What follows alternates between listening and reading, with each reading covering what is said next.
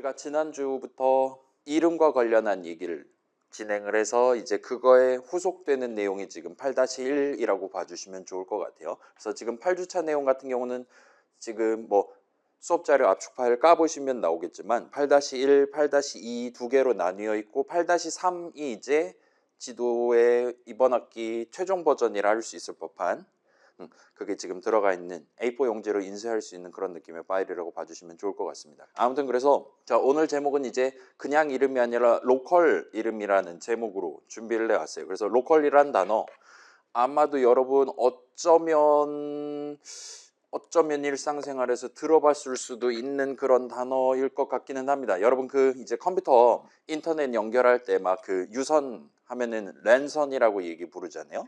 그 랜선 할 때 랜이 LAN이고 그 L이 로컬의 줄임말이라고 봐주시면 좋을 것 같아요. 전혀 뭔 소리인지 모르겠잖아요. 일단은 우리도 비슷한 느낌이니까 한번 같이 구경을 해보고 마지막을 가져가 보도록 하겠습니다. 그래서 스타트 해보면 자, 우리 지난 시간에 이제 이름 얘기하면서 우리가 배웠던 다양한 문장들 중에 4가지 문장, 우리 수업에서 등장했던 것들 중에는 4가지가 이름사전 변경할 수 있는 권한이 있는 친구들이다라고 소개를 했어요. 그래서 가장 원초적인 할당문, 내가 원하는 수식 계산한 결과값을 내가 원하는 자리에 담기 위해 여러분이 는을 한가운데다 두고 적을 수 있는 문장이었어요.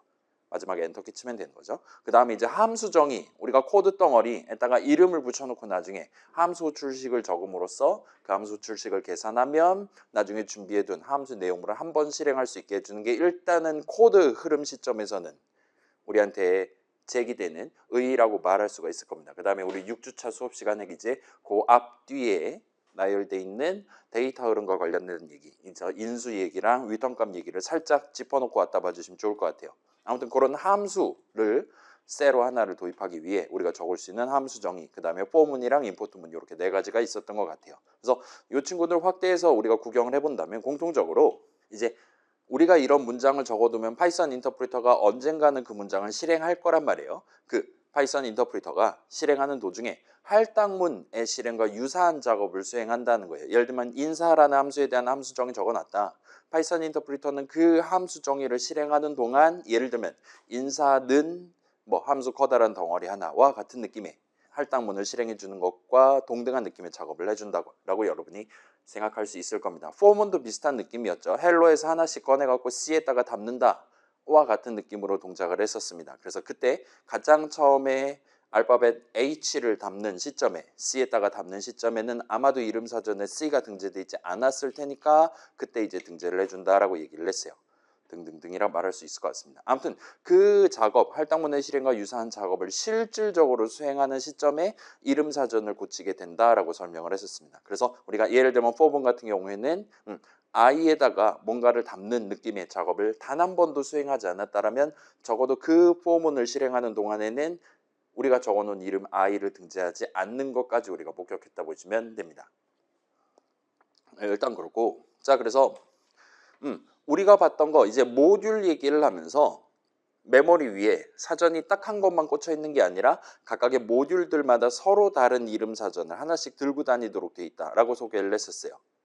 그 다음에 이제 dir, vars라는 함수에 대한 함수 호출식 이제까지 몇 번 적어봤는데 걔를 괄호 안에 아무것도 안 적고 함수 호출식을 구성했다면 그거 계산하면 기본적으로 내 이름 사전의 내용을 보여준다라고 소개를 했었습니다. 그러지 않고 예를 들면 dir 괄호 열고 타임 괄호 닫고 한다면 이젠 타임의 이름 사전에 등재되어 있는 이름 목록을 보여주는 것 같았어요.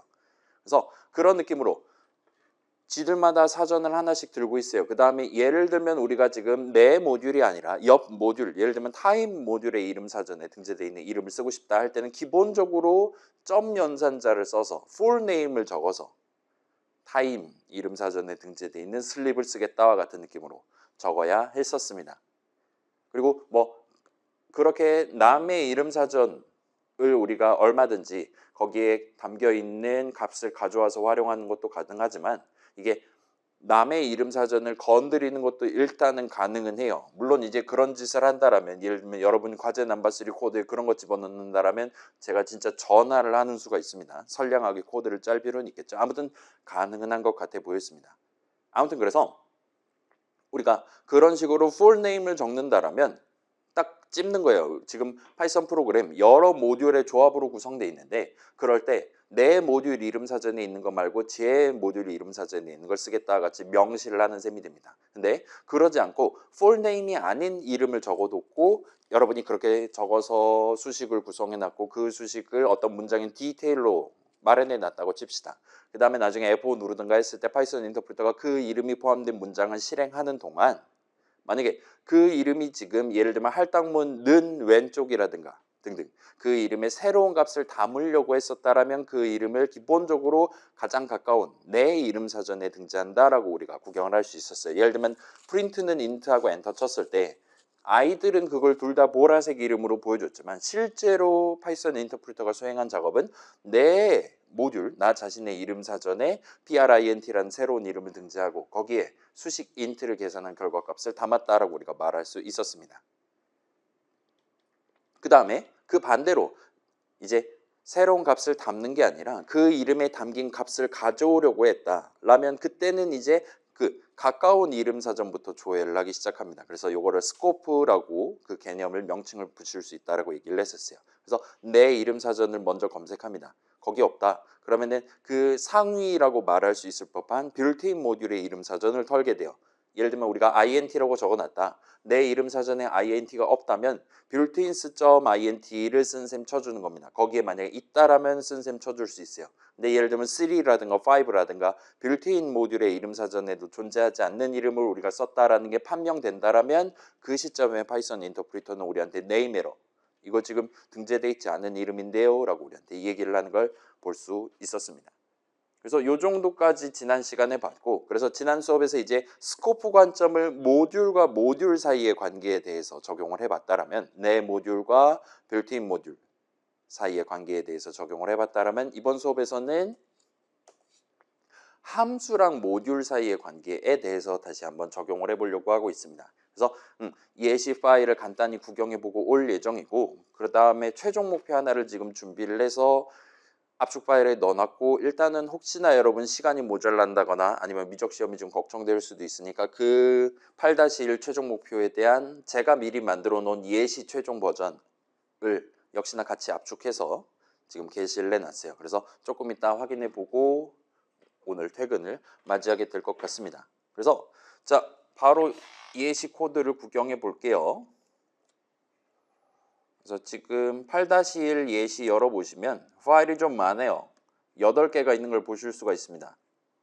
그래서 1번부터 Shift 우클릭해서 Edit with idle 한 다음에 우리 3.13 쓰고 있으니까 해서 열어주시면 좋을 것 같아요. 자, 그래서 보면 우리 아까 전에도 살짝 나왔는데 그 괄호 안에 아무것도 안 적은 dir 호출식을 파이썬 인터프리터가 계산하면 내 이름 사전의 이름 목록을 리턴한다라고 했어요. 그걸 확인해 보기 위해서 지금 이 예시 코드에는 여기저기에 dir 호출식이랑 그거를 이제 프린트 호출식 괄호 안에 집어넣어 놨습니다. 그래서 지금 이 한 줄 실행하면 우리 인터랙티브에다가 이름 목록 그 파란색으로 출력을 멋지게 해줄 겁니다. 그래서 각각의 호출식들을 계산하는 동안 여기서 지금 이번 dir 호출식 계산에서 나가 뭐로 간주되는지를 여러분이 확인을 해보시면 적절할 것 같아요. 그래서 제가 중간중간 시침지를 해놨습니다. 그래서 F5 누르면 우리 지금 지난 시간에 얘기했던 거 모듈 F5 누른다라든가 아니면 임포트문 실행해가지고 읽는다든가 할 때 기본적으로는 여기 적혀있는 내용을 위에서부터 한 줄 한 줄 순차적으로 각각의 문장들은 한 번씩 실행해 준다고 했잖아요. 그래서 가장 먼저 이거 출력할 거고 이름 목록 출력할 거고 그 다음에 그냥 생으로 엔터 키를 한번 칠 겁니다. 그래서 여기서 dir 괄호 닫고는 우리 맨날 봤던 거기에 있어요. 지금 그냥 맨 땅에 적어 놓은 겁니다. 따라서 지금 같은 경우는 이 예시 모듈에 이름 사전에 등재되어 있는 이름들을 우리한테 보여줄 거라고 여러분 상상하실 수가 있을 거예요. 그 다음에 그 밑에는 우리가 지금 함수 얘기를 여기다가 스코프 얘기랑 곁들여 갖고 얘기를 하려고 하고 있으니까 함수 정의를 적기 시작합니다. func1 해가지고 스타트해요. 그 다음에 여긴 지금 dir 호출식을 적기는 했는데 그걸 어디다 적었냐라면 함수 정의 func1이라는 함수 정의 내용물로서 지금 적어놨습니다. 그래서 비슷한 느낌으로 지금 함수 내용물 func1 시작한 다음에 이름 목록 보여주고 그 다음에 그냥 엔터를 칠 거예요. 그 다음에 요 밑에는 지금 우리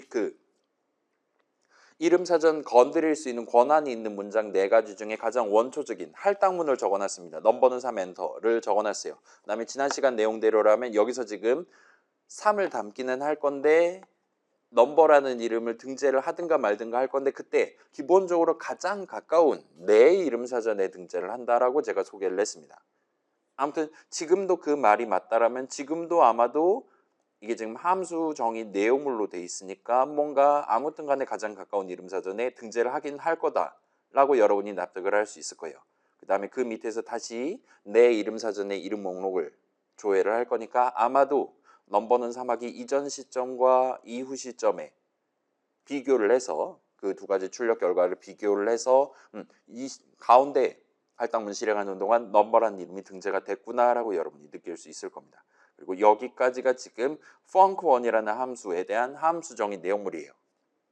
자, 뭐 이미 다들 알고 있겠지만 funk1이라는 함수에 대한 함수 정의를 적어놨다고 해서 지금 바로 이 내용물을 한번 실행하는 건 아니었죠. 이 내용물들을 적당히 숫자로 만들어 갖고 메모리 위에다 함수 한 칸에다 올려두는 것까지 거기다 플러스 내 이름 사전에 funk1이라는 이름을 등재하는 것까지가 함수 정의의 실행이었어요. 일단 그렇게 해놨고 그 다음에 그래서 funk1 함수 정의 내용물을 실행한 직후 시점에는 이렇게 dir 괄호열고 닫고 하면 여기는 이제 다시 맨 땅에 적은 거니까 우리는 맨날 봤던 모듈의 이름 사전에 이런 목록을 볼 수 있을 겁니다. 그래서 일단은 얘는 아마도 funk1이라는 이름이 새로 등재돼 있을 것이다 라고 여러분이 납득할 수 있을 거예요.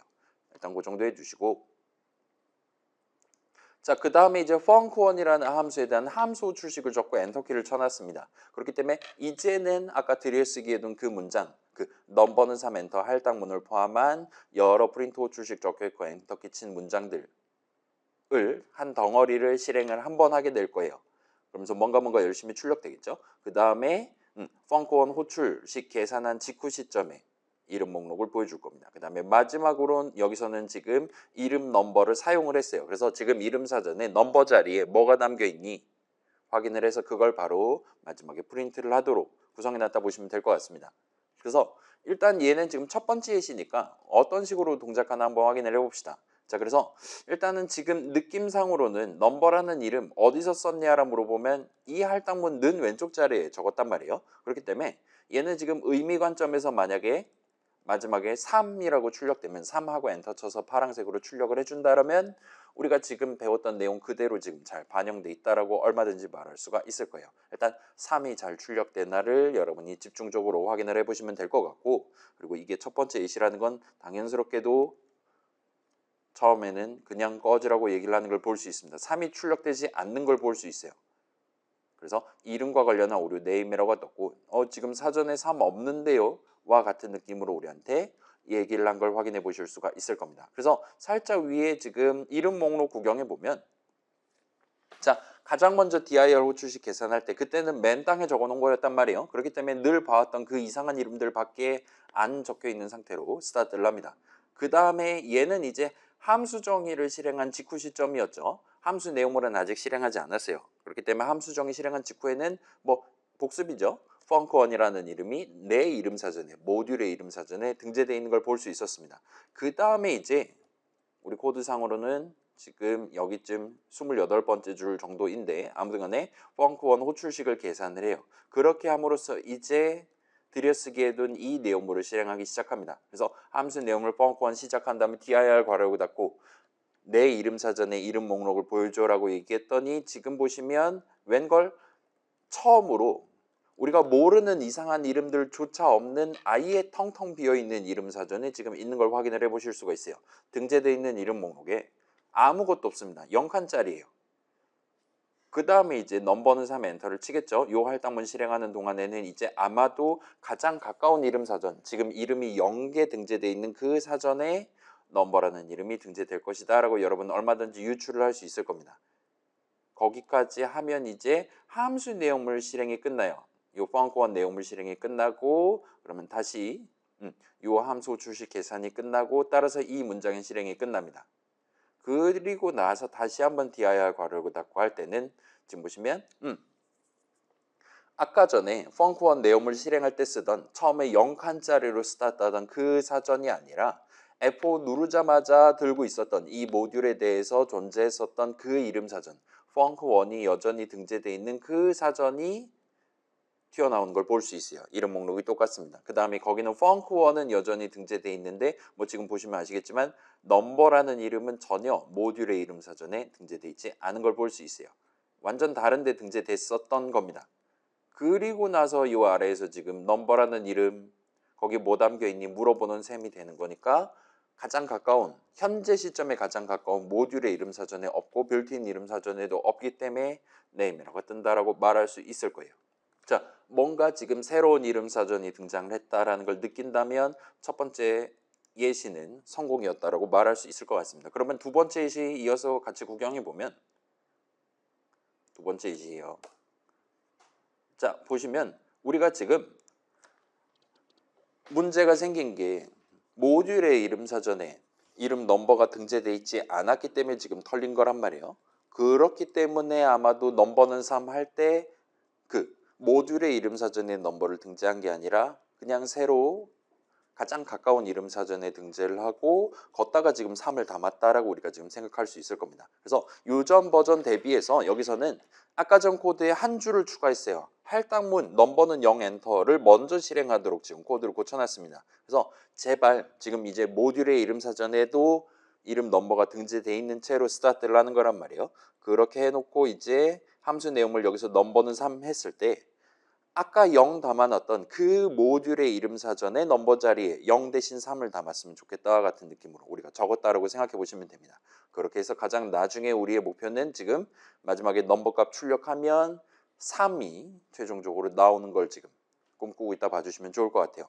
그리고 뭐 이게 잘 되겠습니까? 우리가 저렇게 희망을 갖고 바깥에 할당문을 적어놨다 하더라도 웬걸 여전히 0이 뜬 걸 볼 수 있어요. 그 다음에 여전히 함수 내용을 실행하는 동안 그 0칸짜리 뭔가 완전 새로운 이름 사전 꺼내놓고 거기다가 넘버는 3 엔터 쳤을 때 그 할당문 실행할 때 새로운 이름 넘버를 등재하고 아마도 거기에 지금 3을 담고 있을 거다라고 여러분 유추할 수 있을 겁니다. 그래서 모듈의 이름 사전에 넘버란 이름이 등재되어 있냐 그렇지 않냐는 함수 내용을 실행하는 동안 이 넘버라는 이름을 등재하는 시점에는 전혀 고려 대상이 아닌 거예요. 왜냐 걔는 가장 가까운 이름 사전이 아니니까요. 모듈의 이름 사전은.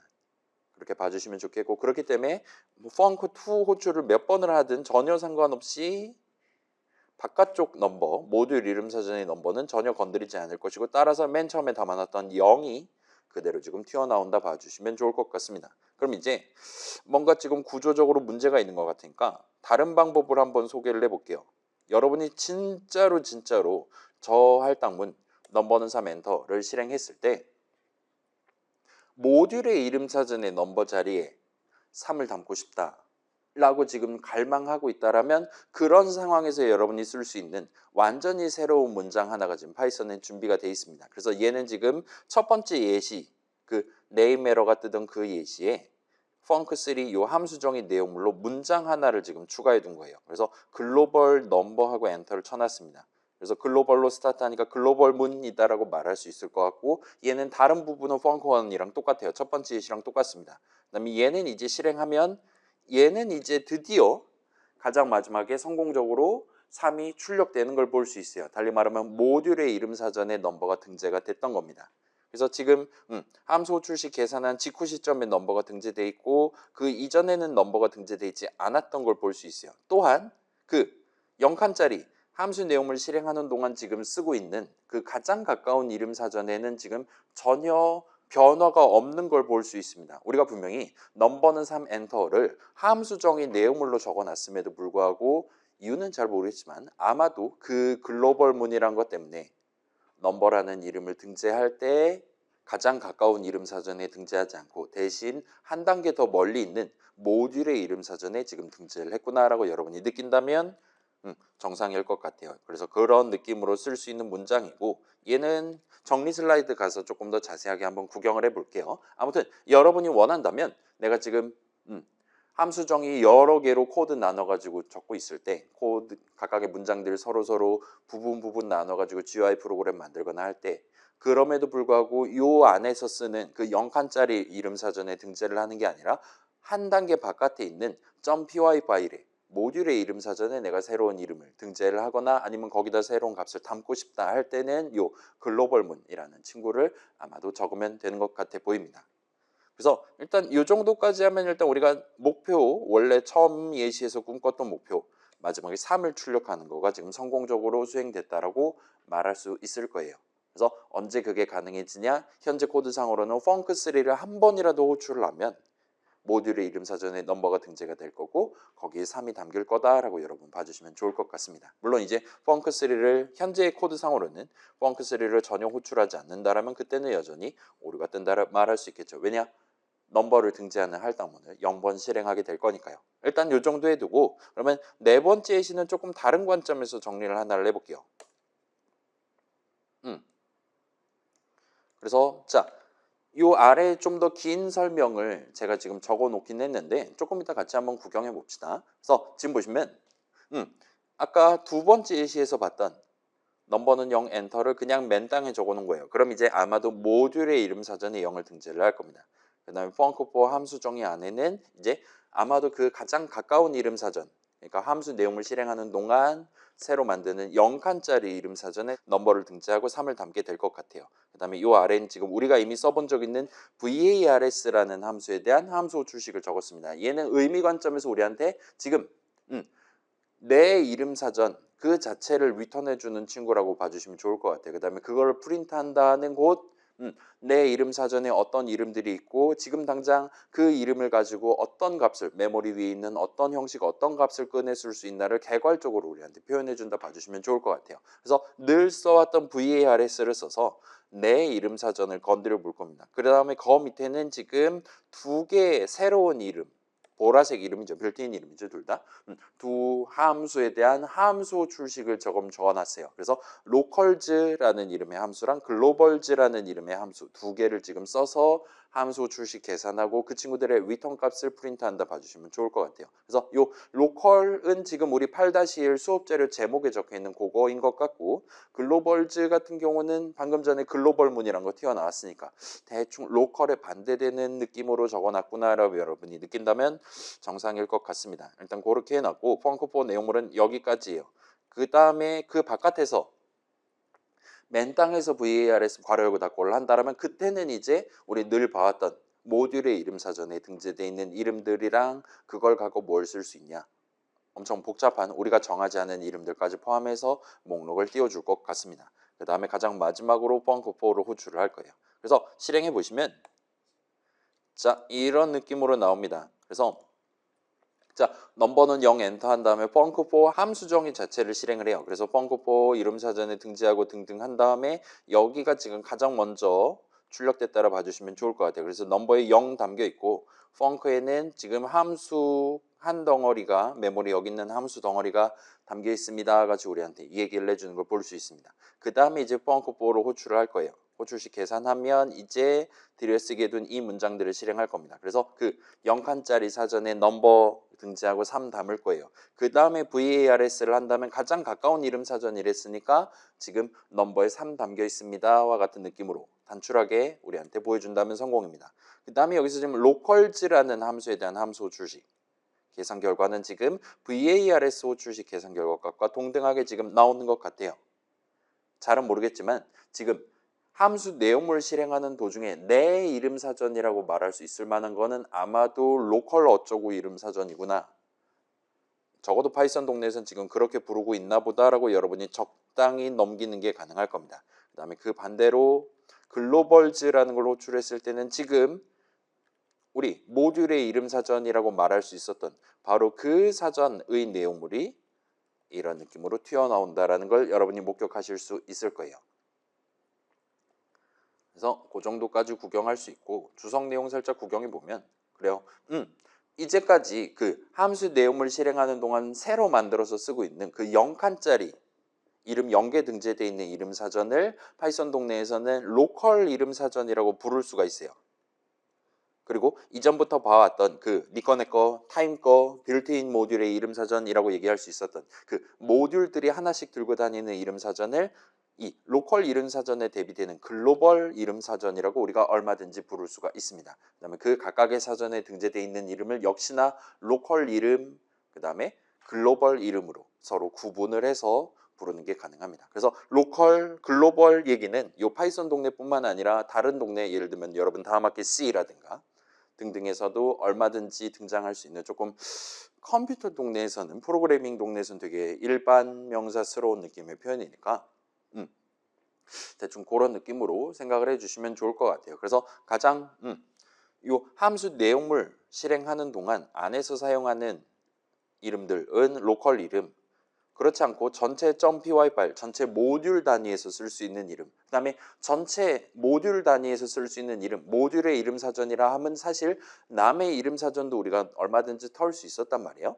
따라서 결과적으로는 전체 파이썬 프로그램 실행하는 동안 얼마든지 어디서든 쓸 수 있는 이름이 된다라고 말할 수가 있는 거예요. 따라서 걔는 이제 로컬에 대비되는 글로벌 이름으로 지금 호칭하고 있다라 봐주시면 좋을 것 같아요. 예를 들면 타임.슬립 같은 것들도 우리가 임포트 타임만 잘 해놨다라면 어느 .py 파일에 코드를 적으시든 간에 임포트문만 잘 적어놨다라면 얼마든지 타임의 이름 사전에 등재되어 있는 글로벌 이름을 풀네임을 찍어가면서 적을 수 있다라고 봐주시면 좋을 것 같습니다. 자, 일단 그렇고 그 다음에 이번엔 5번째, 6번째 2개가 남았어요. 자, 이번에는 그 우리 6주차 수업 시간에 좀 더 정밀하게 짚어봤었던 인수랑 관련된 얘기를 끌어가고 살짝 정리를 해볼게요. 그 인수, 예를 들면 add라는 함수에 대한 함수 정의, 인수 x, y 2개 받고 걔네 둘을 더해서 리턴하는 친구입니다. 함수 정의 우리가 적어둘 수가 있었잖아요. 그 다음에 그 함수 출식을 계산하는 동안 그 함수 출식 괄호 안에 3,5 같은 식으로 적어놨었다면, 그러면 일단 함수 내용을 실행하기 전에 직전에 x자리에 3 담고 y자리에 5 담은 채로 스타트한다와 같이 소개를 했었습니다. 그래서 이 두 이름 x랑 y도 결국은 인수긴 하지만 아무튼 이름으로 지금 쓰이고 있다라 말할 수 있어요. 함수 호출하는 동안 마치 할당문의 실행과 유사한 작업을 한다는 겁니다. 그리고 그 x라는 이름, y라는 이름은 지금 우리가 이름 사전 두 가지를 나눠서 구경하고 있는데 과연 로컬 이름 사전에 등재될 거냐, 글로벌 이름 사전에 등재될 거냐를 봐주시면 좋을 것 같아요. 그래서 살짝 구경해 봅시다. 그래서 리절트는 0, 얘는 글로벌 이름으로 등재되겠죠. 그 다음에 펑크5, 이 친구는 인수를 2개 받아요. xy 2개 받습니다. 그렇게 적어놓고 얘는 내용물 실행하면 일단 다짜고짜 로컬 이름 사전을 털어서 우리한테 보여줄 거예요. 그 다음에 할당문을 실행을 할 겁니다. x 더하기 y, x랑 y는 둘 다 인수 이름이고 우리 이전 코드 확인해 봤을 때는 이 둘 다 유효하게 우리가 적을 수 있는 이름이었어요. 아무튼 어딘가 사전에 등재되어 있는, 그래서 네임 에러가 뜨지 않는 이름들이었습니다. 그 다음에 result 같은 경우는 현재 여기서는 로컬 이름 사전에 등재를 할 거예요. 가장 가까운 이름 사전에. 지금 여기 글로벌문 같은 게 적혀 있지 않으니까 이건 일단 맞습니다. 따라서 일단 최소한 이 할당문 실행하기 이전 시점과 이후 시점 사이에는 result라는 이름이 새로 등재될 것이다 라고 여러분이 차이점을 가져가 보실 수가 있을 거예요. 그 다음에 마지막으로 return문 같은 경우는 이런 느낌으로 지금 덧셈 결과가 result에 담겨 있고 result에 담겨 있는 값을 return한다 라고 말할 수 있을 겁니다. 그래서 return문 다시 한번 정리해 보면, 중요하니까 다시 한번 정리해 보면, 이 친구는 그 프로그램 구성하는 데이터 영역, 코드 영역 있다고 할 때 두 의미를 중첩해서 중의적으로 들고 가는 친구라 봐주시면 좋을 것 같아요. 일단 우리가 먼저 짚어봤던 거, 리턴문을 실행한다라는 건 그 리턴문이 적혀 있는 함수 내용물 실행을 이젠 그만두겠다는 뜻입니다. 중단하겠다는 뜻이에요. 또한 데이터 흐름 관점에서 지금 리턴 키워드 옆에 적어둔 그 수식을 계산한 결과값을 이번에 지금 함수 내용물 실행을 이야기한 왜 지금 내용물 실행하고 있지? 라고 물어본다면 어딘가에 지금 펑크5에 대한 함수 호출식이 적혀 있었고 걔를 지금 계산을 시작했다라는 얘기가 된단 말이에요. 그 함수 호출식의 계산 결과 값으로 던져주도록 돼 있다라는 의미가 추가로 들어가 있다 봐주시면 좋을 것 같아요. 그래서 다시 한번 조금 이따가 정리를 해보도록 할게요. 아무튼 그래서 지금 같은 경우는 뭐 3이랑 5 밀어넣었다면 8을 성공적으로 리턴하게 될 겁니다. 그 다음에 지금 보시면 이 아래에도 역시나 할당문이 적혀 있고 여기는 지금 result는 한 다음에 펑크5 호출식, 그 다음에 괄호 안에 3,5 괄호 닫고 해가지고 지금 적어놓은 걸 볼 수 있어요. 그 다음에 그걸 리졸트에 담고 여기서의 리졸트는 글로벌 이름 리졸트에다 담는다라 말할 수가 있겠죠. 그 다음에 마지막으로 얘도 역시나 맨 땅에 모듈 내용물로서 적어놨으니까 글로벌 이름 리졸트 자리에 담겨있는 값을 우리한테 메시지 만들어가지고 출력해 줄 겁니다. 따라서 8입니다 라고 말할 거예요. 자, 우리 현재 이슈는 그거예요. X라는 이름, Y라는 이름 오류나지 않는다라는 거 우리 뭐 과제라든가 할 때 이미 대충 경험적으로 알고 있어요. 그 말은 얘네들도 아무튼 이름 사전에 등재돼 있을 거라는 겁니다. 그 다음에 얘네들은 과연 우리가 지금 두 가지로 나눠서 구경했었던 둘 중에 로컬 이름 사전에 등재돼 있을 것이냐 글로벌 이름 사전에 등재돼 있을 것이냐를 본다 보시면 좋을 것 같아요. 그래서 F4 눌러보시면 이런 느낌으로 나옵니다.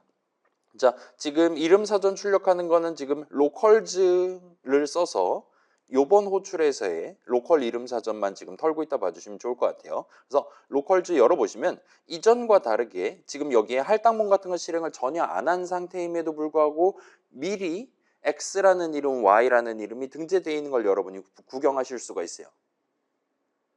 그 다음으로 중요한 게 현재 내가 수식 x를 적으면 인트값 3을 꺼냈을 수 있습니다. 수식 y 계산하면 인트값 5를 꺼냈을 수 있습니다. 까지 우리한테 지금 이 얘기를 하는 걸 볼 수 있습니다. 자, 두 가지가 있는 거예요.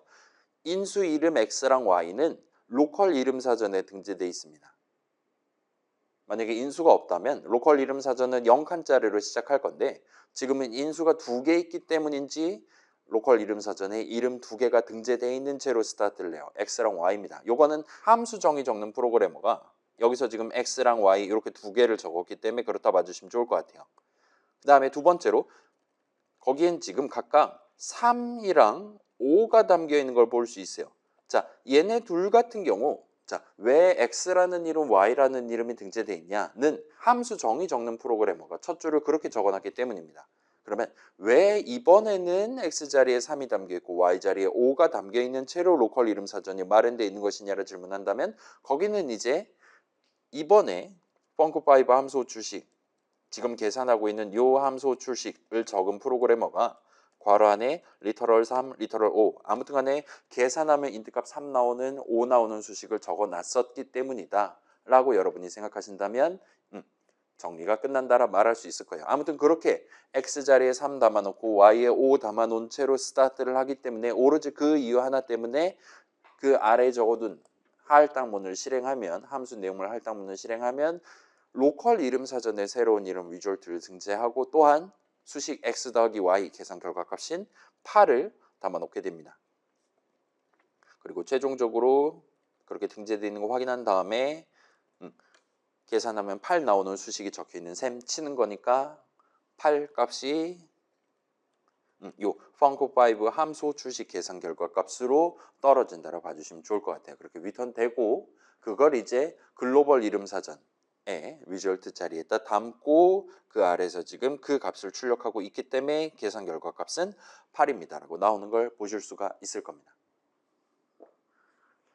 그래서 우리가 요 인수 관련한 얘기, 함수 호출식과 함수 정의 관련한 얘기 이전에 몇 번 진행했는데 사실 그 사이에도 요 이름 사전과 관련한 이름과 관련한 배경 이야기가 하나가 더 숨어 있었다 봐주시면 좋을 것 같아요. 인수 이름 얼마든지 함수 정의 내용물 안에선 유효하게 적을 수가 있어요.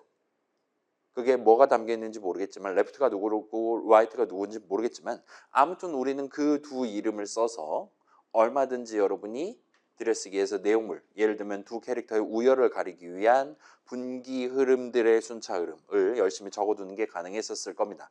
그게 가능한 이유는 당연스럽게도 그 두 이름 레프트랑 라이트 X랑 Y가 이름 사전에 등재되어 있기 때문이에요. 그 다음에 그때는 우리가 이전에 본 적 있는 지난주에 본 적 있는 모듈의 이름 사전에 등재를 하는 게 아니라 지금 이번에 새로 만드는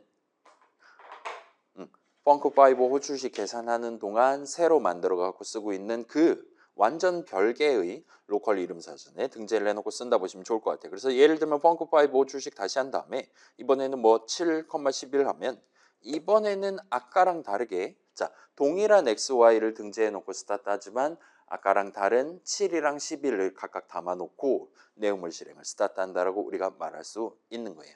그렇게 함으로써 전체 계산 결과값은 18이 돼가지고 나오는 걸 보실 수가 있을 겁니다. 그래서 이 정도까지 하면 일단은 한 소끔 끝이 납니다. 그래서 이번에 6번째 예시를 구경해 볼게요. 6번째 예시는 이거는 일단은 구경만 하고 넘어가셔도 될 것 같아요. 일단 별표 쳐놨습니다. 시험에 낼 정도로 간단한 친구는 아니라서 이 친구는 그래요. 그 여러분 피보나치 수라고 있잖아요. 피보나치 수 배웠습니까? 당신 배웠습니까?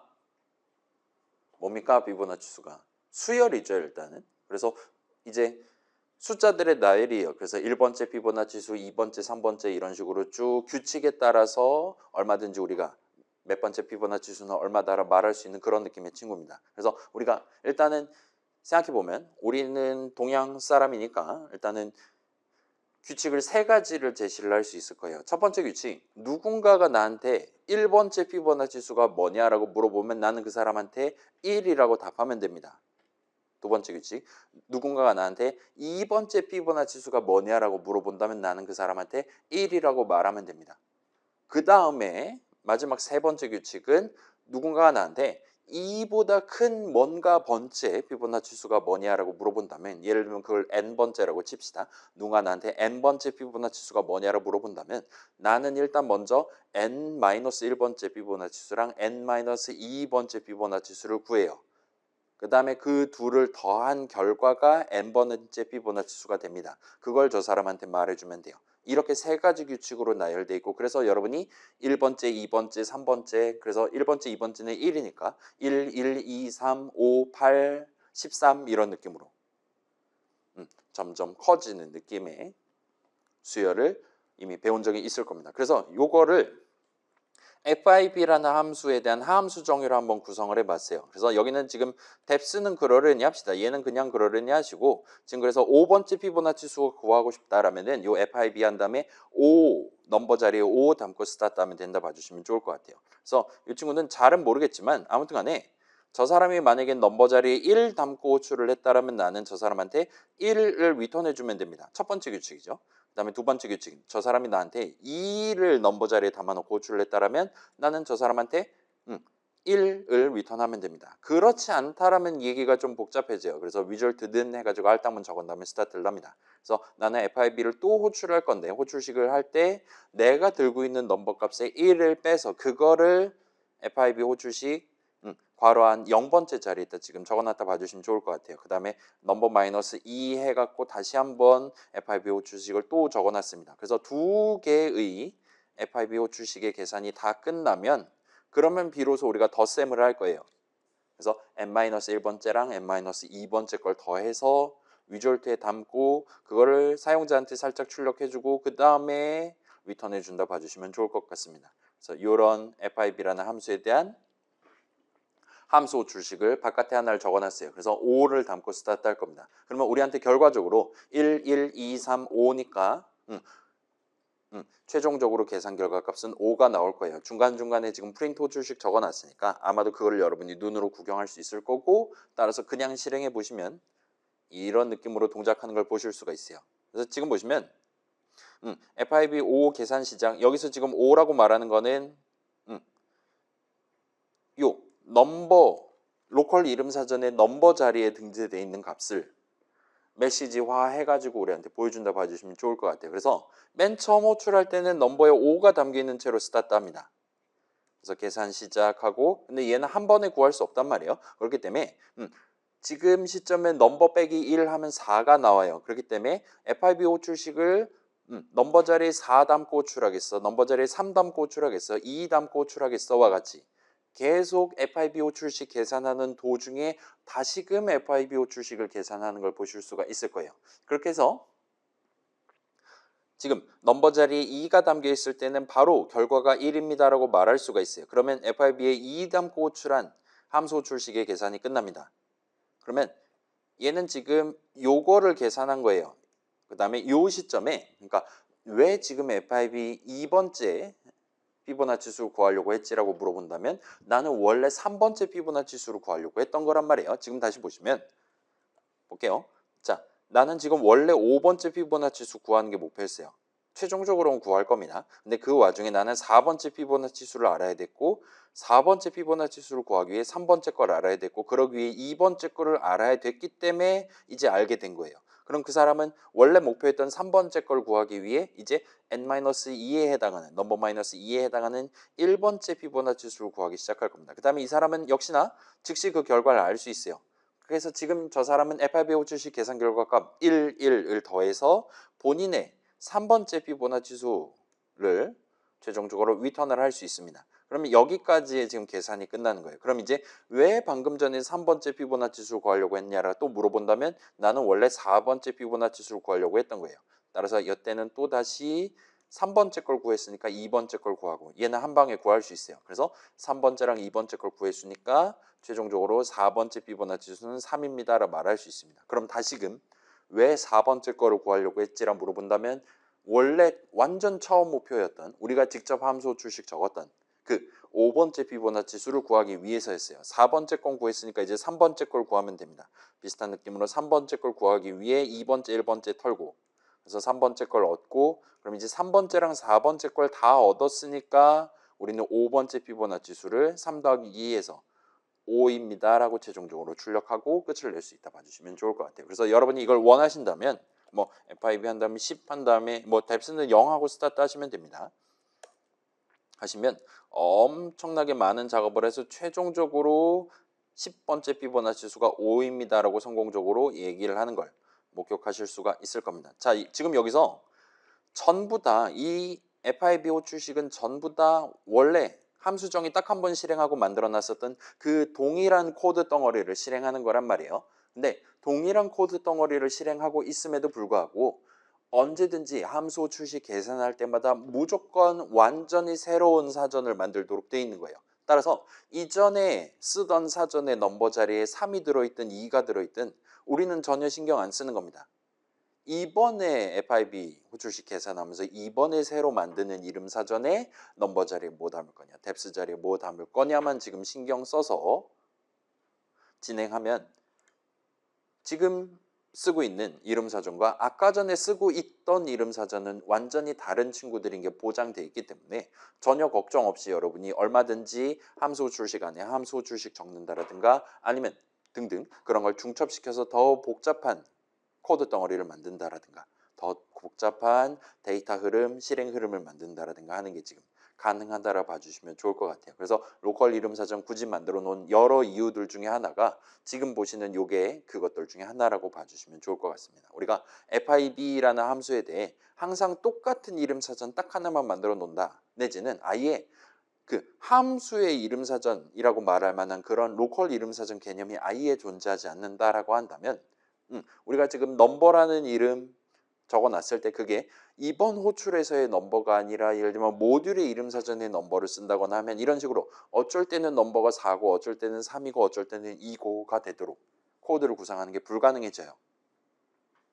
그래서 우리는 뭐 이미 이런 로컬 이름 사전 스코프 개념이 잘 적용돼 있는 시대에 살고 있으니까 그런 시대에 태어났으니까 일단은 그렇게 로컬 이름 사전을 매번 호출할 때마다 새로 만드는 게 부담될 수도 있지만 그런 기능을 그런 제도를 파이썬에 탑재시킴으로써 이건 C도 마찬가지고 자바도 마찬가지입니다. 그렇게 탑재시킴으로써 우리가 얻을 수 있는 이득도 분명히 존재할 것이다. 좀 더 유연하게 우리가 문장들 내지는 수식들을 적을 수 있게 해준다라고 여러분이 간단하게 생각을 해주시면 될 것 같습니다. 그래서 이건 간단한 예시고 그러면 이제 마지막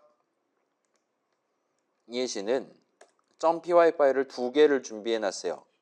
그래서 얘는 같이 한번 열어서 구경해 봅시다.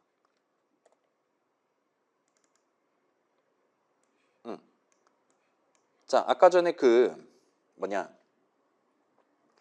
로컬 이름 사전이니 뭐니 이거 되게 복잡하단 말이에요. 여러분 지금 과제 넘버 1, 과제 넘버 2 같은 거 할 때 어떤 친구들은 이제 내가 함수 정의를 여러 개 만들어 가지고 문제를 풀고 싶다라고 생각해서 도전했던 친구들 분명 있었을 겁니다. 근데 그런 친구들 나는 위에다가 넘버라고 적었는데 왜 여기서 자꾸 넘버 네임 에러가 뜨는 거지와 같은 불편함을 겪었을 가능성이 있어요. 예를 들면 여러분이 a라는 함수에 대한 함수 정의로 넘버는 3 적어놨어요. 그 다음에 b라는 함수에 대한 함수 정의 안에서 이름 넘버를 쓰겠다라고 6글자 적어두면 아쉽지만 절대로 저 a라는 함수 정의 내용을 안에 적어둔 그 할당문을 실행해서 등재한 넘버는 절대로 쓸 수가 없습니다. 왜냐?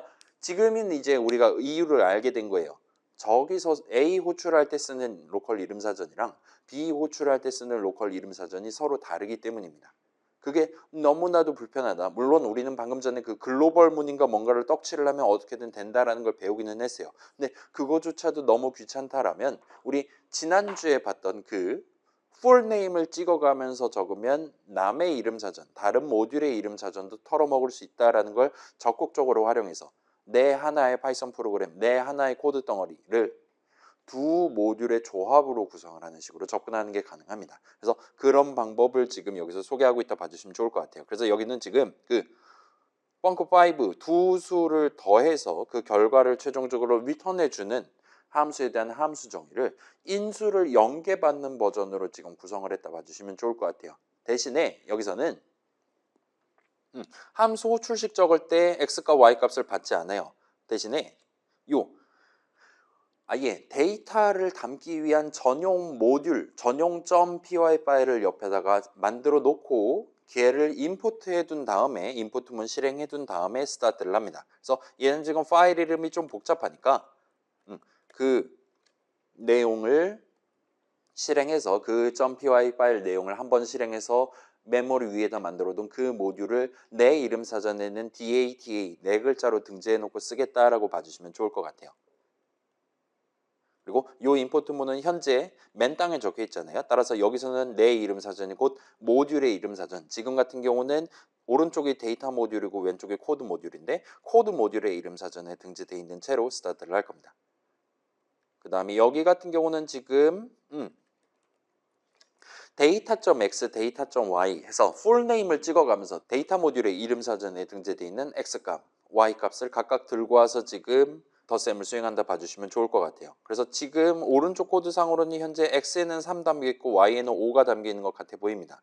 자, 요 두 할당문은 임포트문 실행하는 시점에 실행할 거란 말이에요. 따라서 데이터 모듈의 이름 사전에는 x랑 y 두 개가 등재되어 있을 것이고 각각 3이랑 5가 담겨 있는 채로 라고 여러분이 일단은 생각해 볼 수 있을 거예요. 아무튼 거기엔 적절한 숫자가 잠겨 있을 거예요. 우리는 알 바 아닙니다. 잘 담아놨겠죠.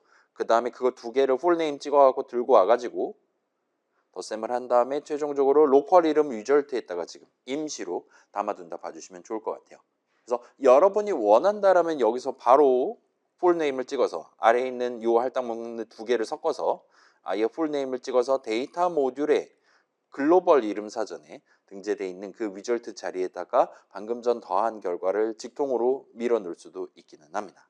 아무튼 지금 살짝 보시면 요 풀네임이잖아요. X는 데이터 모듈의 이름 사전이고 요 DATA 자체는 여전히 그 스코프 관점에 따라서 로컬 이름 사전엔 DATA가 없으니까 하나 더 바깥에 있는 글로벌 이름 DATA를 썼다라고 말할 수 있을 거예요. 그래서 방금 임포트했던 바로 그 모듈의 이름 사전을 턴셈 쳐줄 수 있을 거다 여러분이 느낄 수 있을 겁니다. 그래서 펑크7 내용을 한번 실행하면 이제 리졸트 좀 더 정밀하게는 데이터.리졸트에 8이 담겨 있게 될 거예요. 그렇게 하고 여기서는 지금 그 풀네임을 써서 데이터.리졸트를 써서 아마도 8이 담겨 있을 거고 그걸 들고 와서 메시지 만들어서 출력한다 봐주시면 좋을 것 같아요. 그래서 얘 같은 경우는 F4 눌러보시면 아까랑 동등한 느낌으로 아까 전에는 펑커5 같은 경우는 다섯 번째 이시 같은 경우는 우리가 직접 함수 출식 괄호 안에 3이랑 5를 밀어놓고 스타트를 했어요. 근데 얘는 그러지 않아도 된다는 겁니다.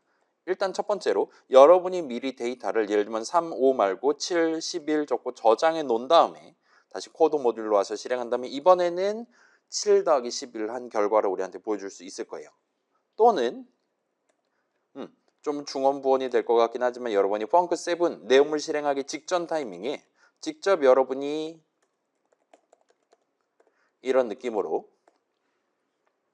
그 모듈의 이름 사전에 직접 내가 새로운 값 8이랑 8을 담도록 할당문을 적어놓고 걔를 먼저 실행한 다음에 그 다음에 펑크7 내용물을 실행하도록 구성을 한다면 역시나 여러분이 원하는 덧셈 결과를 얻으실 수가 있을 거예요. 그리고 이 과정에서는 일단은 우리는 펑크7을 사용하는 입장, 이 전체 프로그램 구성하는 입장에서는 그 로컬 이름 사전이 어떻게 되고 저렇게 되고와 같은 것들을 크게 고민하지 않고 얼마든지 여러분이 코드를 적으실 수 있게 될 겁니다. 그 다음에 얘는 지금 우리한테 제시되는 장점이 하나가 더 있어요.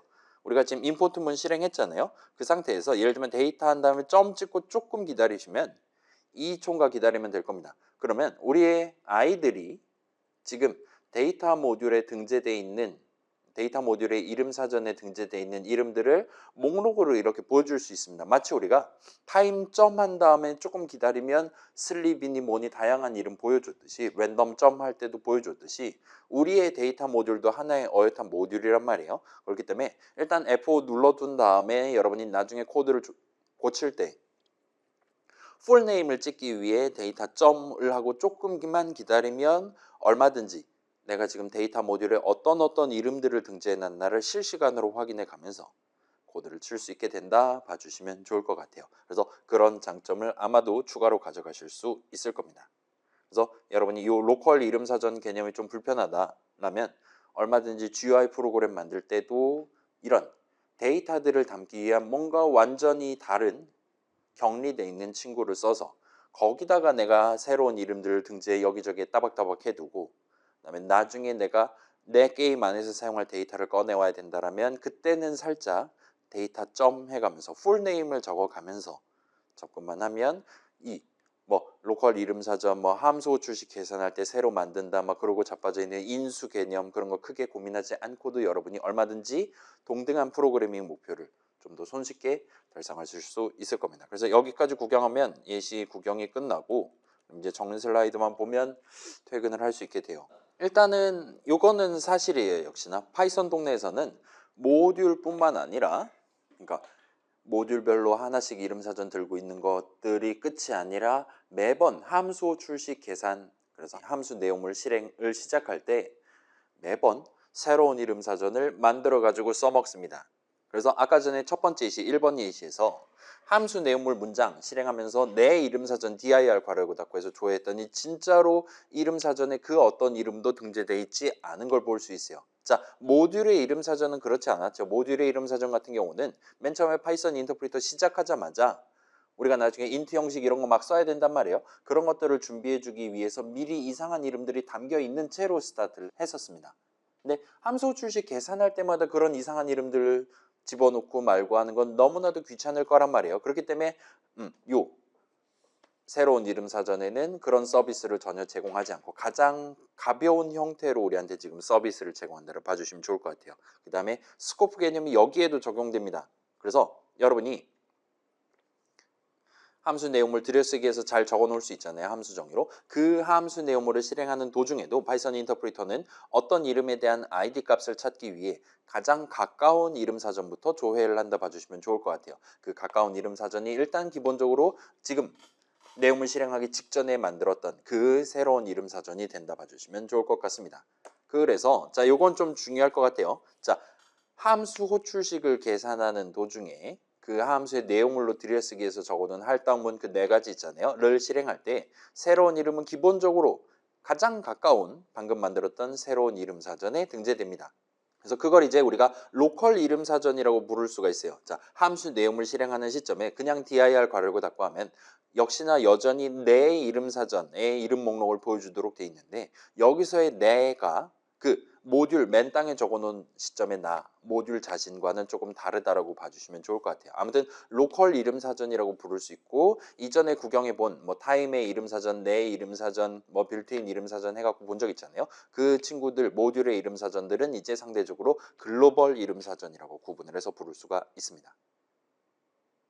그래서 여기서는 조금 우리가 이거는 중요하지는 않을 것 같은데 아까 전에 글로벌스 괄호열고 닫고 해서 함수 정의 내용물 안에다가 글로벌스 호출식을 적어놨단 말이에요. 그때 결과적으로 모듈의 이름 사전을 주는 건 맞아요. 근데 그때 누구 모듈의 이름 사전에 등재되어 있는 이름 목록을 주는 거냐가 조금 우리가 생각하는 거랑 핀트가 좀 다르기는 합니다. 우리는 지금 하나의 .py 파일 안에서만 함수 정의 적어놓고 그 함수 정의 안에 글로벌 호출식 적어놓고 그 다음에 그 함수에 대한 함수 호출식 역시나 동일한 모듈에다 적어놨어요.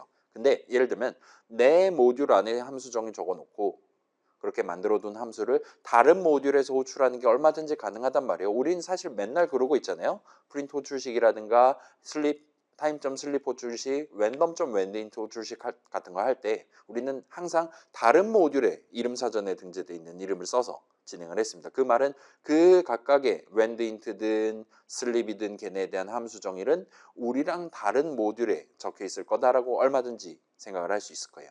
자, 그런 상황에서 그 글로벌스 괄호 열고 닫고 해가지고 구경할 수 있는 이름 사전은 함수 정의가 적혀 있는 그 모듈의 이름 사전이라 봐주시면 좋을 것 같아요. 예를 들면 random.randint라는 함수 정의 안에 글로벌스 괄호 열고 닫고가 적혀 있고 그 randint라는 함수에 대한 함수 호출식은 내 helloworld.py에다 적어놨다 할 때 함수 호출식 계산하는 동안 글로벌스 호출할 거란 말이에요. 그 다음에 그걸 출력한다거나 해서 구경하는 게 가능하겠죠. 그때 출력되는 이름들은 내 모듈, 헬로월드 모듈의 이름 사전이 아닌 함수 호출식이 적혀 있는 모듈의 이름 사전이 아니라 그에 대한 함수 정의가 적혀 있던 모듈의 이름 사전이라고 여러분 생각해 주시면 좋을 것 같습니다. 그래서 랜덤 모듈의 이름 사전의 이름으로 튀어나올 거예요.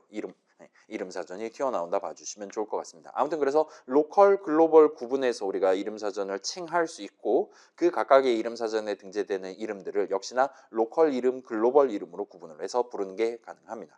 자, 그래서 사실은 함수 정의도 문장의 일종이잖아요. 파이썬 동네는. 그렇기 때문에 함수 정의 내용물로 함수 정의를 적는 게 가능해요. 그리고 요거는 지금 우리 과제 넘버 1부터 제가 자주 쓰고 있는 여러분이 이상한 코드 짜지 못하도록 막는 용도로 제가 쓰고 있는 그런 트릭이라고 말할 수가 있어요. 그런 경우에도 지금 이 슬라이드의 설명은 맞기는 한데 일단 그쪽은 너무 번잡하니까 지금은 신경 쓰지 않는 게 좋을 것 같습니다. 아무튼 함수 정의가 어떤 모듈에 적혀 있냐에 따라서 글로벌스 호출식 계산할 때 어떤 모듈의 이름 사전이 튀어나올 것이냐가 결정된다 봐주시면 좋을 것 같아요. 자, 그래서 여러분이 이런 거 귀찮다. 함수 정의 내용물로서 들여쓰기에서 글로벌문을 적어두는 게 가능합니다.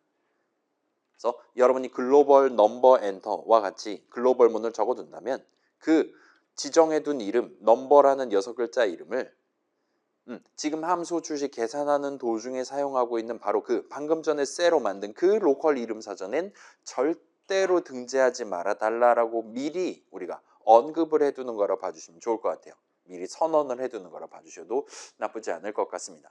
그래서 만약에 이렇게 우리가 함수 정의 내용물로 글로벌문을 적어놨다면 그 동일한 함수에 대한 함수 정의 내용물 엔터 쳐서 아랫 내용을 적는 동안 할당문 는 왼쪽 자리에 그 이름, 넘버라는 이름 지금 같은 경우는 을 적어놔도 함수 출식 나중에 계산하는 도중에 넘버라는 이름을 절대로 로컬 이름 사전에 등재하지 않도록 막는 역할을 한다 봐주시면 좋을 것 같아요. 실제로 절대로 로컬 이름 사전에 등재하지 않고 그래서 그 이름에 대해서만 스코프를 좀 더 멀리 보게 돼서 살짝 더 멀리 있는 그 모듈의 이름 사전, 글로벌 이름 사전에 넘버라는 이름을 등재하거나 아니면 거기 담겨 있는 값을 가져오거나 하도록 돼 있다 봐주시면 좋을 것 같습니다. 물론 이제 할당문 말고 뭐 함수 정의라든가 그 for문이랑 임포트문 다른 문장들에 대해서도 동등하게 적용된다 봐주시면 좋을 것 같아요. 그래서 다시 말씀드릴게요. 글로벌문, 글로벌 넘버 엔터 쳐놓는다. 넘버라는 이름을 절대로 로컬 이름 사전에 등재하지 말아달라고 요청하는 셈입니다.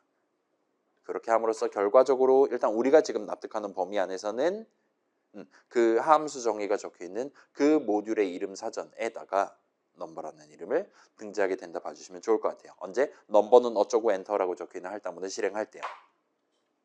그래서 그 정도만 봐주시면 좋겠고 그 다음에 인수 얘기가 튀어나왔어요. 우리 수업에서 이제 굵은 글씨 단어 거의 다 튀어나왔는데 8-2에서 2개 정도, 하나 정도가 더 튀어나오고 이게 아마 준 마지막이 될 것 같습니다. 그래서 인수예요. 인수 이름은 영어로 파라미터라고 부릅니다. 그 다음에 그런 인수 이름의 담을 내지는 담겨 있을 값은 아규먼트라고 불러요. 그래서 방금 전에 본 예시상으로는 x랑 y가 파라미터가 되는 것이고 3이랑 5가 아규먼트가 된다고 봐주시면 좋겠습니다. 자, 그래서 인수 이름은 누가 정하냐? 함수 정의 적는 사람이 정해요. 그 사람이 첫 줄 적을 때 괄호 안에다가 얜 x랑 y 받을 거예요. left랑 right 받을 거예요. 와 같이 정해둡니다. 그런 그 함수에 대한 인수 이름은 로컬 이름 사전에 등재돼요. 그 함수에 대한 함수 주식 계산하는 시점에 등재될 겁니다. 그리고 익히 알다시피 이건 복습이에요. 그 함수 자체의 이름, add라는 이름, func1, 2, 3, 4, 5라는 이름은 그 함수 정의가 적혀 있는 곳의 이름 사전에 등재돼요. 그래서 방금 전 예시 같은 경우는 각각의 모듈의 이름 사전에 멋들어지게 등재되어 있는 걸 볼 수가 있었습니다.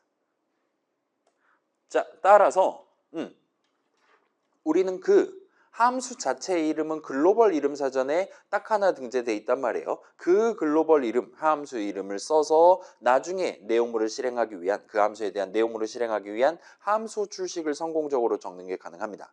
그리고 그 함수 출식을 적을 때 괄호 안에 적절한 수식을 적어두는 게 가능해요. 이번엔 x에 얼마 넣어야지, y에 얼마 넣어야지와 같이 여러분이 직접 정할 수 있는 겁니다.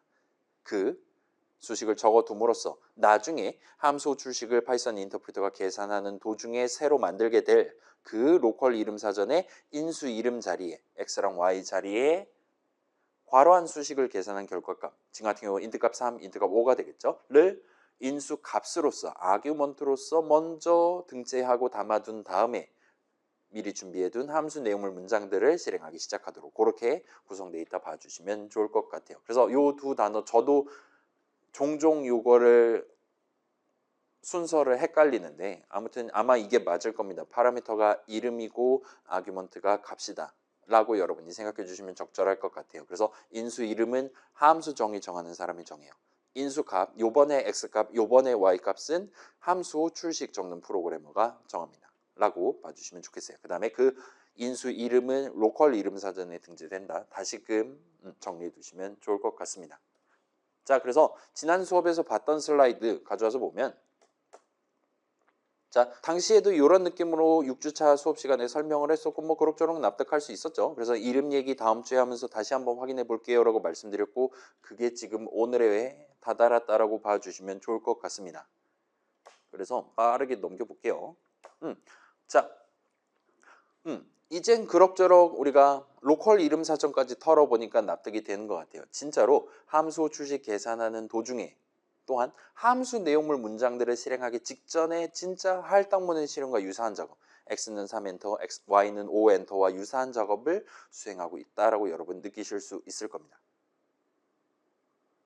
그래서 함수 호출식을 적는 프로그래머는 나중에 적게 될 프로그래머는 얼마든지 그 함수 호출식을 계산하는 시점에 괄호한 수식을 계산한 결과값 지금 같은 경우는 3이랑 5 같은 그 자리에 적는 수식을 계산한 결과값이 리터럴 적는 게 아니라 딴 걸 적음으로써 매번 달라지게끔 얼마든지 데이터 흐름을 구성할 수 있습니다. 여러분 G 호출식 생각해 보시면 적절할 것 같아요.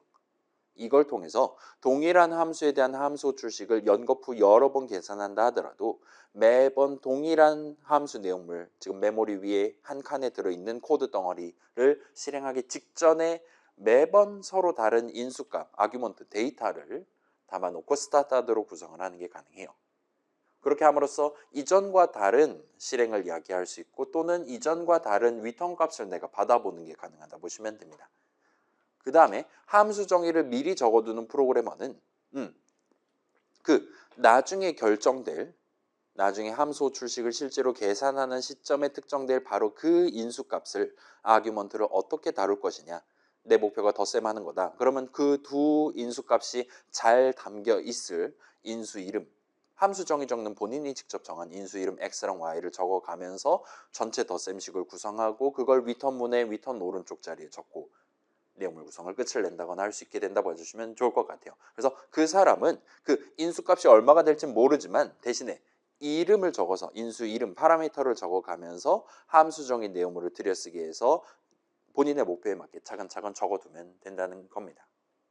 그래서 이 정도까지 정리하면 인수 내용도 끝이 날 것 같고 그래서 다시 한번 보면 자 지금 보시면 자 함수 정의 적는 프로그래머가 지금 이 모든 것들을 정해요. 그래서 이름은 add고요. 인수 이름 x랑 y고요. 나중에 호출하면 뭐 할 거예요? 먼저 정해둡니다.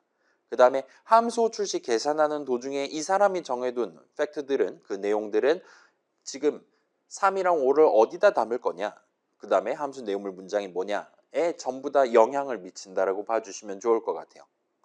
그래서 인수값을 구체적으로 어떻게 다룰 거냐 그래서 이번 함수 출식 계산 결과값이 될 리턴 값은 어떻게 계산할 거냐를 정한다 보시면 됩니다. 그럼 나머지 데이터 흐름과 관련한 나머지 부분들은 이제 함수 호출식 적는 프로그래머가 정한다고 봐주시면 좋을 것 같아요. 그래서 함수 호출식을 어떤 모듈에 어떤 문장에 어느 자리에 적을지 내지는 이번 함수 내용을 실행하는 도중에 사용할 인수값을 이번에 3이랑 5랑 밀어 넣을지 8이랑 8 밀어 넣을지 등등은 함수 호출식 적는 프로그래머가 정한다 봐주시면 좋을 것 같아요. 그래서 지금 같은 경우는 이 사람은 그 할당문 는 오른쪽에 적어놓고 는 왼쪽엔 result 1이라는 이름을 적어놨습니다. 그렇게 함으로써 이 함수 내용을 실행하는 도중에 x에 처음에 뭐 담을 거냐 y에 처음에 뭐 담을 거냐를 정한 겁니다. 그 다음에 x 더하기 y 그 덧셈 결과를 최종적으로 어떤 용도로 사용할 거냐, 지금 같은 경우는 result 1에 담는다라는 용도로 쓰겠다까지를 지금 정했다 봐주시면 좋을 것 같습니다. 여기까지를 함수 호출식 적는 프로그래머가 정하는 거예요. 자, 이렇게 놓고 보니까 그럭저럭 두 사람이 지금 그 두 수의 덧셈이라는 두 수를 더해서 result 1에 담는다라는 데이터 흐름을 서로 분업을 해서 잘게 나눠가지고 예쁘게 지금 만들어 놨다라고 여러분이 얼마든지 고개를 끄덕거리실 수 있을 겁니다. 그래서 이 정도까지 정리된다면 좋을 것 같고, 자, 요 인수 내지 리턴값 얘기, 우리 지금 막 듀얼이라는 함수정에 적고 있잖아요. 자꾸 내 듀얼에 대한 호출식 리턴값이 마음에 들지 않는다라고 제출 가능을 띄우지 않는 세 번째 과제 테스트 코드를 여러분이 지금 만나고 있을 겁니다. 그래서 아직은 익숙하지 않을 거예요. 그래서 익숙해지기 전까지는 여러분이 글로벌문을 충분히 적어가면서 제발 로컬 이름 사전 나 복잡하니까 쓰지 말아줘. 요 리절트라는 이름 제발 글로벌 이름 사전에 등재해 줬으면 좋겠네와 같이 따박따박 명시를 해두는 방법이 있을 거예요. 또는 우리가 이미 자주 써본 적 있는 모듈 개념을 좀 더 적극적으로 활용할 수 있습니다. 우리는 이미 다른 모듈에 등재되어 있는 이름들, 거기 담겨 있는 값을 충분히 꺼내 쓸 수 있었어요. 타임.슬립 마찬가지입니다. 심지어 프린트, 인트, 인풋 또 전부 다 마찬가지예요. 걔네 전부 다 내 모듈의 이름 사전을 터는 게 아니라 빌트인 이름 사전을 터는 거였습니다. 그거랑 동등한 느낌으로 내가 직접 데이터들을 몰아서 담기 위한 새로운 모듈을 도입을 해서 써도 됩니다. 여러분의 풀네임을 착실하게 부르는 한 그 스코프랑 관련한 가까운 거 먼 거 같은 걱정 없이 각각의 이름들 X라는 이름, Y라는 이름, 뭐 여러분 게임 같은 거 만들 때 뭐 레벨이라든가 시간이라든가 뭐 그런 이름들 얼마든지 새로 도입을 해서 쓸 수 있습니다. 그거를 어떤 함수정의 내용물로 적든 전혀 상관없이 아무 때나 쓰실 수가 있을 거예요. 그 다음에 이때 이제 임포트 문을 처음에 적어두고 스타트 할 건데 파일 이름이 너무 길다 할 때는 그 임포트 문 그 모듈 이름 적고 s 한 다음에 data 엔터와 같은 식으로 내 이름 사전에 어떤 이름으로 등재해 놓고 쓸 거냐를 여러분이 커스터마이즈 할 수 있으니까 그런 느낌으로 쓰실 수 있을 겁니다. 적어도 우리 수업에서 이번 1학기 한 학기 동안 GUI 프로그램 포함해서 뭔가를 만들 때는 이런 식으로 별도의 이름 사전을 보유하고 있는 완전히 나랑 격리돼 있는 새로운 덩어리 하나를 미리 만들어 두고 걔의 이름 사전에 자꾸 이름 등재하고 그 다음에 걔의 이름 사전에 등재되어 있는 이름을 불러가면서 아까 담아놨던 값을 꺼내와서 쓰는 식으로 여러분이 데이터 흐름을 구성해도 괜찮을 겁니다. 그래서 이번 주 최종 목표가 요거랑 관련된 게 지금 준비되어 있다 봐주시면 좋을 것 같아요. 나 혼자 팀 프로젝트 해보기라는 느낌으로 준비를 해놨어요. 그래서 지금 한번 보여드릴게요.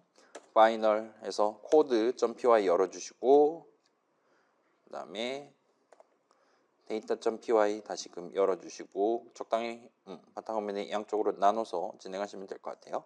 그래서 지금 보시면 code.py에는 내 프로그램의 코드 영역이라고 할 수 있을 법한 실질적으로 작업을 수행하기 위한 문장들을 적어두시면 돼요. 그 다음에 데이터 모듈에는 내가 나중에 사용할 각종 이름들을 미리 등재하기 위한 그 다음에 거기다가 맨 처음에 뭐 담고 스타트 할 거냐까지 여러분이 생각해서 적절한 할당문을 적어두시면 됩니다. 그렇게 해서 여기서의 목표는 그런 식으로 만드는 거긴 한데 살짝 제약 조건이 하나가 있어요. 여러분이 내 전체 프로그램의 코드 영역을 세 함수에 대한 함수 정의 내용물 각각 들어가 있도록 나눠 가지고 구성을 하는 겁니다. 그래서 이름 살짝 보시면 자 우리 그 기본적인 데이터 흐름 과제 넘버원 할 때도 막 택배 막 그런 느낌으로 소개를 했잖아요. 그걸 감안해서 나중에 F5 딱 누르면 get 데이터가 먼저 호출될 거란 말이에요. 그러면 프로그램 밖으로부터 적절한 값을 입력받아서 데이터 모듈에 내가 미리 정해둔 이름에다 담도록 그렇게 구성을 하는 게 가능할 겁니다. 그 다음에 프로세스 같은 경우는 그렇게 아까 전에 모았던 데이터랑 프로그램 실행하기 전에 미리 준비해놨던, 미리 세팅해놨던 데이터들을 전부 다 조합을 해서 이전에는 우리가 몰랐던 완전히 새로운 데이터를 만들고 그거를 역시나 데이터 모듈에 일단 세이브를 해두는 느낌의 문장들을 적어주시면 좋을 것 같아요. 그 다음에 마지막 프린트 데이터는 그렇게 아까 전에 프로세스 내용을 실행해서 데이터 모듈에 예쁘게 담아놨던 그런 데이터들을 들고 와서 최종적으로 메시지를 만들어서 프로그램 밖으로 프린트를 해주는 느낌으로 준비를 해두시면 될 것 같습니다. 그래서 최종적으로 여기 지금 함수 호출식 3개를 순차적으로 계산하게끔 엔터 쳐서 적어놨으니까 여러분이 그 3가지를 잘게 나눠서 구성만 해주신다라면 얼마든지 하나의 파이썬 프로그램을 2개의 모듈, 그 다음에 세 함수에 대한 함수정의 내용물이 되도록 나눠가지고 데이터 흐름, 코드 흐름을 맛보실 수가 있을 거예요. 그래서 데이터 모듈 같은 경우는 예를 들면 자 사용자로부터 입력받는 데이터, 프로그램 밖에서 가져오는 데이터는 할당문으로 나중에 담아두면 됩니다. 그런 이름들을 미리 준비하기 위한 할당문을 여기다 챙겨두는 게 가능할 거예요. 그 다음에 우리 뭐 그 프로그램 자체의 나이라든가 저 사람이 지금 앞에 누가 있는 거랑 상관없이 내 프로그램 안에서 사용할 프로그래머 본인이 정하는 데이터를 역시나 미리 담아두도록 할당문을 적어두는 게 가능할 거예요. 걔네들은 아마도 는 오른쪽에 리터럴 적어두면 되겠죠. 그 다음에 프로세스 호출했을 때 최종적으로 지금 위에 준비되어 있는 그런 이름들 다 써서 결과에 해당하는 값을 하나를 담아두기 위한 그런 이름을 역시나 미리 대비를 해두는 게 가능할 겁니다. 미리 등재해두기 위한 할당문을 적어두는 게 가능할 거예요. 그래서 이런 느낌으로 시도해 보시면 좋겠고, 자 그래서 목표 예시는 이 정도입니다. 여러분 지금 아마도 대부분의 우리 몇 명입니까? 210명이 넘는 친구들이 지금 유튜브 에디션으로 이걸 보고 계시겠지만 아무튼 간에 요 4가지 중에 한 가지 정도를 여러분이 직접 마음속으로 생각하고 그 목표를 달성하기 위한 코드를 한번 집에서 작성을 해 보시는 걸 추천드릴게요. 자 그래서 지금 요 8주차 수업 자료 압축 파일에 파이널 한 다음에 제 아이디 붙어 있는 그 압축 파일을 까보시면 요 기본 목표에 대한 제가 미리 작성해둔 답안 코드가 있는 상태입니다. 그래서 그거는 일단은 뭐 오늘은 직접 설명하지는 않고 다음 목요일에 8-2 설명 시작할 때 그때 살짝 여러분들한테 보여드리도록 할게요. 그래서 오늘은 그런 느낌으로 일단 가보려고 하고 있고, 여기까지 구경하시면 이제 우리가 이름 얘기를 그럭저럭 섭렵을 한 셈이 됩니다. 지난주 7주차 내용이랑 이번 주 절반 정도를 지금 소모했다라고 말할 수가 있을 것 같아요. 8-2 내용까지 같이 구경하면 이제 드디어 우리가 끝을, 마지막 서과를 먹는 게 가능할 것 같아요. 그래서 8-2는 현재 실행이라는 제목으로 마지막으로 준비가 돼 있다 봐주시면 좋겠고, 그 내용까지 같이 구경하면 이제 뭐라 그래야 될까요? 실행이니까 마지막으로 코드 영역과 관련한 내용을 구경한다고 볼 수도 있겠죠. 그거까지 하면 이제 지도 한 장 같이 펼쳐놓고 아 우리 지금 2달 동안 이런 거 되게 많이 배운 것 같아요. 고개 끄덕거리고 시험을 본다라든가 시험 점수 확인을 할 수 있게 되지 않을까 싶습니다. 그래서 꼭 이거 영상으로라도 여러분 다 확인해 보고 시험을 보거나 후반부로 넘어가셨으면 좋겠고, 그 다음에 뭐 언제든지 톡방이라든가 그런 데로 물어보실 수 있으니까, 그래서 이 정도까지 해두고, 자 당신 궁금한 거 있습니까? 없어요? 알았어요. 그럼 일단은 촬영은 여기까지 해두고 우리는 우리 할 일을 하도록 합시다.